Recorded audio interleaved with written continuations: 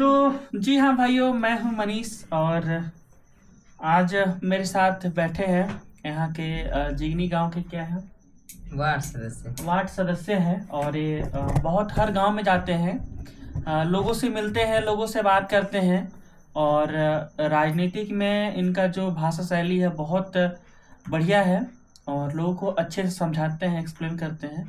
और अभी क्या है कि वर्तमान में बिहार इलेक्शन चल रहा है ना जी। तो इलेक्शन चल रहा है, आज है 3 तारीख। तो आज जो इनके घर में है काफी गांव वाले आते हैं। 13 तारीख है आज। हाँ 13 तारीख है, मिस्टेक सॉरी इसके लिए।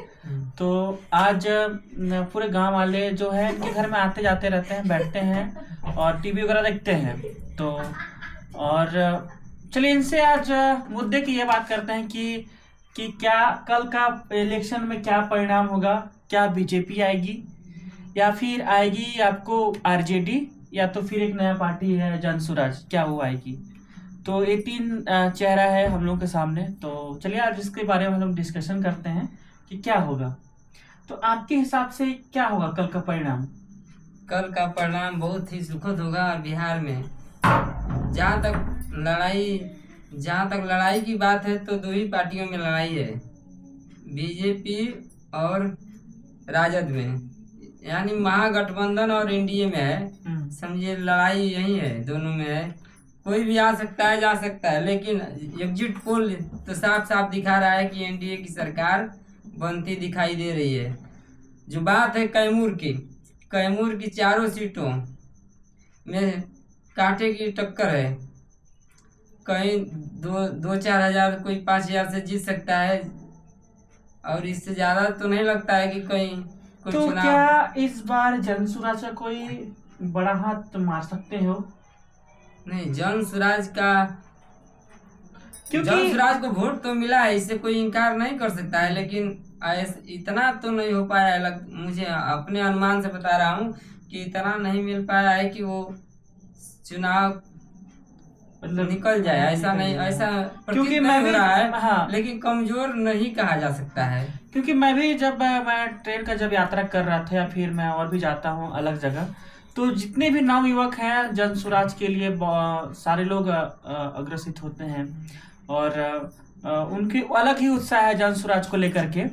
तो मेरे हिसाब से केवल एक नवयुवक के पास ही जनसुराज का पाया है और जो गांव के लोग हैं, महिलाएं हैं, हमारे महिलाएं हैं और पुरुष हैं, उनके पास जनसुराज का जो संदेश है वो पहुंच नहीं पाया है।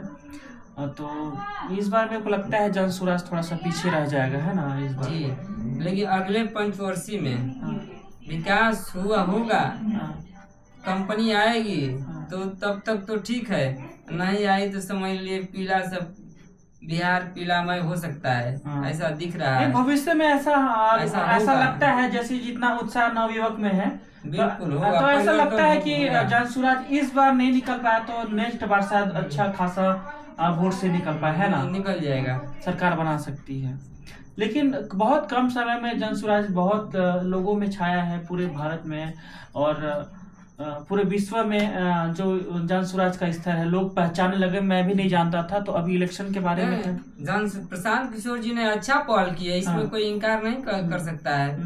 लोगों को जगाया है, जगाया है। हाँ, बात ये तो सही है कि भाई सही बात है कि मोदी जी आते हैं। प्रशांत किशोर जी ने साफ साफ स्पष्ट शब्दों में कहा है कि मोदी जी आते हैं तो कहते हैं कि ट्रेन फ्री कर देंगे। यहाँ से ट्रेन जाएगी तो कहाँ लोग क्या मजदूरी जाएंगे ना।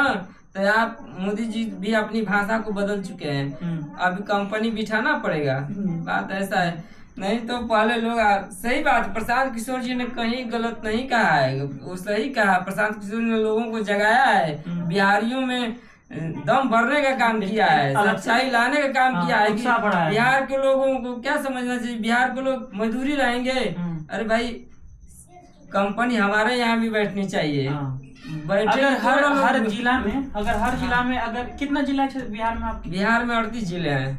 38 जिला। अगर हर जिला में एक कंपनी अलग अलग कंपनियों का एक कंपनी अगर खुल जाता है तो ऐसा बेरोजगारी भी बहुत कम ही आएगा। बेरोजगारी तो समाप्त तो नहीं हो सकता है, तो नहीं हो सकता, कोई भी राज्य में नहीं हो सकता है।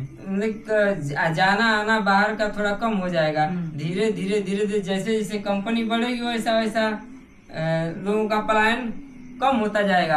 हाँ, लोग कहेंगे कि सरकारी नौकरी दे दे, ये संभव नहीं है कि कोई भी सरकार आने दीजिए, कोई भी सरकार आए 100% कोई सरकारी नौकरी नहीं दे सकता है। झूठा खोखला हो सकता है, नहीं हो सकता है। सरकारी नौकरी की तो बात ही छोड़ी। हाँ, कंपनी बैठेगा, ज्यादा से ज्यादा कंपनी बैठेगी तो लोगों को रोजगार मिलेगा, रोजगार मिलेगा तो लोग संतुष्ट रहेंगे।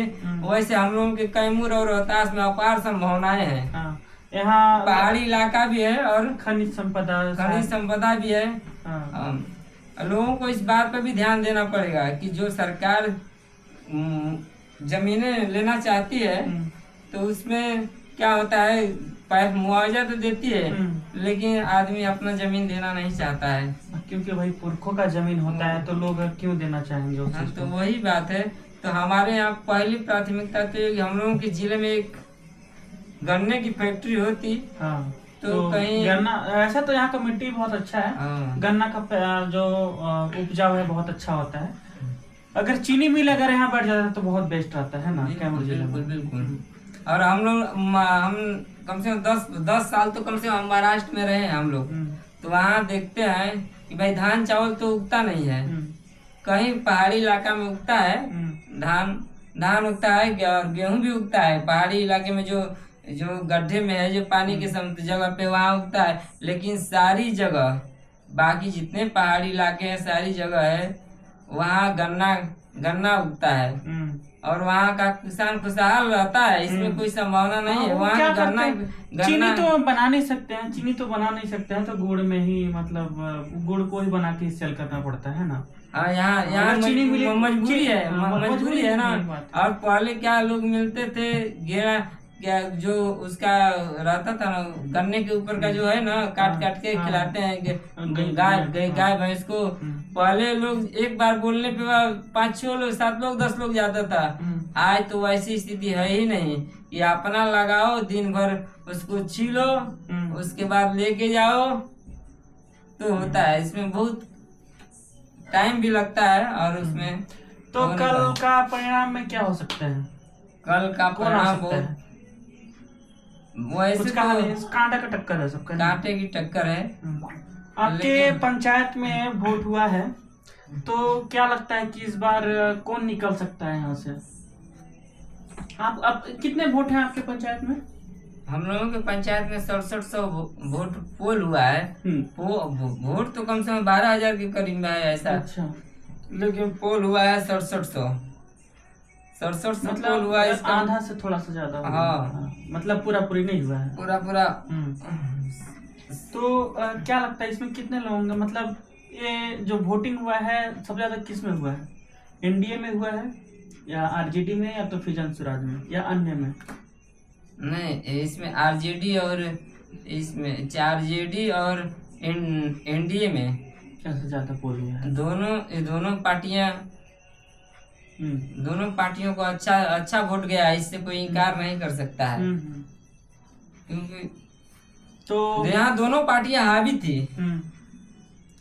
तो बहुत अच्छा लगा आपसे बात करके। तब कल देखते हैं कि कल क्या होता है।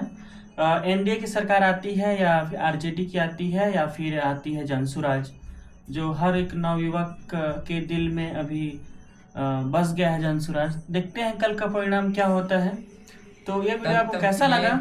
जय हिंद, जय भारत। Thanks for watching.